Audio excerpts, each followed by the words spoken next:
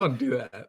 but I do know it's a great cause, You and even should have for said no prizes, you you can should have said like a punch in the face, and they'd be like, "Whoa, the real prize is so much better." There is a batch of 3 prizes. Or so there's a batch of 3. A T-shirt and hoodie combo from Golden Guardians. I'm wearing one of the hoodies right now. There are 3 of those packages that are up for grabs. 1, a Junebug VOD analysis, and finally a Zain lesson.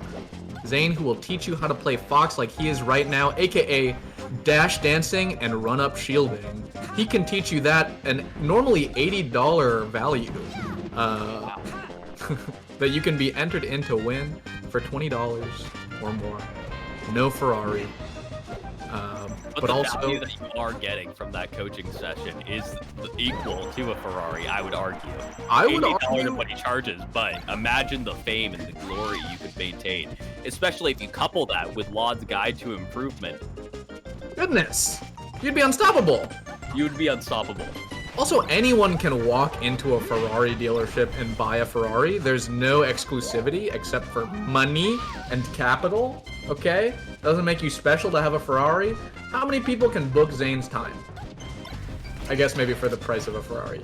Okay, I've never heard mind. that the Queen of England has tried and failed to book Zane's time. It's very valuable. Liz? You talking? You talking Q-Beth? Q-Beth? She's got stuff to do. You know, her time's valuable. Yeah, and in her spare time, of course, the Queen wants to learn the princess. And Zain is a fascinating character. I see. Meanwhile, what we've been missing is Zane's just demolishing this first game. Yeah, actually is. He just four-stocked Llod. He just four-stocked Llod. He just four-stocked Llod. Zain, I mean, like, look, Zain, this is one of Zane's tertiaries, but definitely probably one of the characters he's put the most time into. He's been playing Fox as secondary to his Marth for the longest out of any of his characters, and it probably has the most tournament experience, even probably beyond his Roy. Beyond his Roy? His boy? Yeah, his boy Roy. Ooh, okay. Well, we're gonna have to see if Llod can make a comeback. Zain playing very reminiscent to his round 1 winners, in which he Oh my did god. get a 4-stock there too. That's right, on Bazoo. Bazoo, who I believe is in chat right now, That's right. you can see that even players like Llod struggle with Zain Fox to that degree. Oh my gosh. If Llod only takes 1 stock this game, then he will be on par with Bazoo's performance. Bazoo and Llod are the same. Oh my god. The punish has been massive. I think definitely, like, this is what Peaches have trouble with in particular against Fox. The reason why Armada switched off Peach, at least, was like the speed is so difficult to contend with when you have a Fox that's executing and playing on point. The combo can be so devastating, and the neutral is like really reliant on them making a mistake rather than you being able to make those for themselves. Definitely, and Llod was able to get his first stock of the set, and Zane's just he just cleaning up a bit. The easy JV4 possibly. Llod has 2 fresh stocks still. JV4! It drops it somehow, some way. Llod is able to get a grab, but it's very difficult to do much off of the grab on stages like Fountain of Dreams when you have these ledge so close to the grab range. Definitely, and so much, so difficult also to contend with Zane's Fox when he's hitting Wave Shine out of shield on Peach. He's hitting Wave Shine out of shield. That's like, okay, he misses it there. That one was a hard one. But he's doing it right now. I mean, it's not like JC Shines or anything, but it's still like a really frame-tight input. And that makes hitting Zane's shield pretty much like unsafe wherever you are. And what's crazy is this match, Zain versus Llod, might be, so far, one of the least close matches we've seen so far. we've been very neck and neck in most of the matches we've watched today. That's right. Zane's starting to run away with it. Ooh. Okay, setting up for an edge guard situation. Yeah, it's really hard. I think what I'm noticing about the box play, he catches the turnip too. Come on, he's on the box. Let him live. Let him live. Very rude performance from Zain to a man that he calls a friend. The thing I am noticing from Llod being on the box, though, is that the micro interactions get impossible. Like, he's not able to execute in those scrap situations, so the only time he succeeds is in the macro play.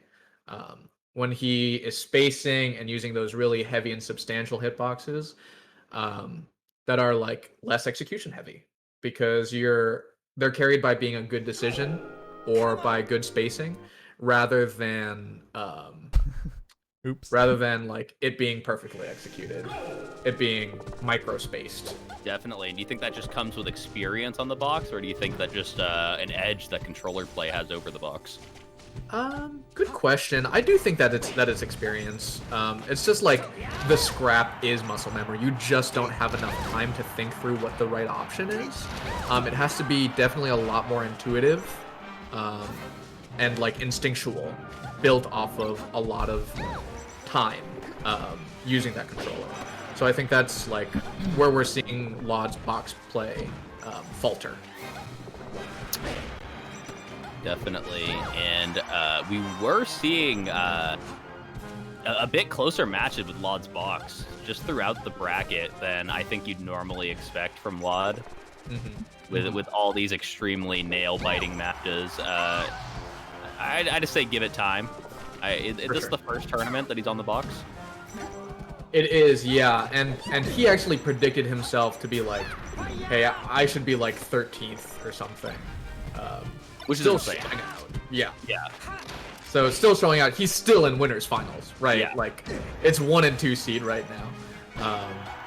So I think what you're seeing on stream is not necessarily indicative of what's been going on in this bracket, you know?